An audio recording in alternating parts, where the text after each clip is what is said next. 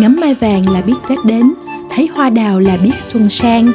Đào mai khoe sắc rộn ràng, bánh chưng bánh tét cũng đâu kém phần. Thêm câu đối đỏ đầu năm, vạn phần may mắn ùa về bên nhau. Này mâm ngũ quả đủ đầy, một năm lúa tốt ngập tràn ấm no. Dẫu đi bốn bể xa xôi, về đây nhớ lại Tết xưa bội phần. Góc xuân năm 2026 của tập thể khu phố 24, 25, 27 và 28 của phường Tăng Nhân Phú mong mang lại cho bạn sự ấm áp của hình ảnh Tết xưa. Mong rằng khi đến với góc xuân của chúng mình, anh chị và các bạn sẽ cảm nhận được sự ấm áp ấy nhé. Địa chỉ 23 Tân Hòa 2, phường Tăng Nhân Phú, thành phố Hồ Chí Minh. Chúng mình hân hạnh chào đón các bạn nha.